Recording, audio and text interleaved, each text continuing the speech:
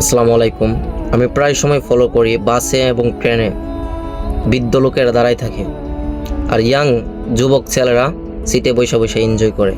যুবক, তোমাদের কাছে আমার অনুরোধ, বাবার বয়সী কোনো লোক বা বৃদ্ধ লোক যদি দাঁড়িয়ে থাকে, তুমি দাঁড়িয়ে গিয়ে ওনাদেরকে বসার সুযোগ করে দিও। এটা পৃথিবীর মধ্যে সবথেকে বড় মানবতা। অ্যাকচুয়ালি আমি আজ থেকে 3 বছর আগে ফাস্টফুড করার জন্য ঢাকা থেকে আসছিলাম বাড়িতে। তো আমি বাসা থেকে বের হওয়ার পরে একটা বাসে উঠছি। ওঠার পরে দেখি একটা বৃদ্ধ আঙ্কেল দাঁড়িয়ে আছে। আমি ওনাকে বসার জন্য আমি বলছি, আঙ্কেল আপনি এখানে বসেন, সমস্যা নাই। তো আমাদের ব্রাহ্মণবাড়িয়া সুলতানপুর থেকে কাউতলি পর্যন্ত রোডটা পুরাটাই ভাঙা ছিল। বাসটা জাম্পিং করে একটা বোনের মাথার মধ্যে আমার হাতটা লেগে গেছিল।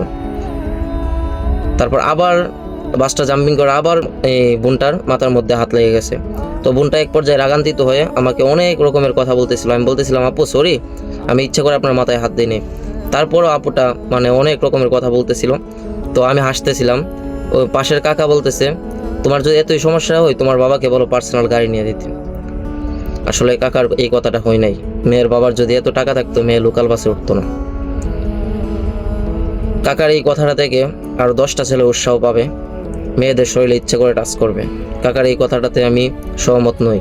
কাকার এই কথাটা হই নাই। আমি ওই সময় কাকার বলতাম, যদি বলতাম কাকা বলতো যে না, তাহলে তুমি ইচ্ছা করে মেয়েটার শরীরে টাচ করছো, এর জন্য কে বলি নাই। যাই হোক, বোনটা যদি আমার ভিডিও দেখা থাকে, আশা করি বোনের বাড়ি তো ব্রাহ্মণবাড়ি হবে, যদি দেখা থাকে, আই এম রিয়েলি সরি আপু, আমি ইচ্ছা করে আপনার মাথায় হাত দিই নাই। ঠিক আছে, গাড়িটা জাম্পিং করে আপনার মাথায় আমার হাতটা লাগিয়ে গেছিল। আসসালামু আলাইকুম, ভালো থাকবেন সবাই।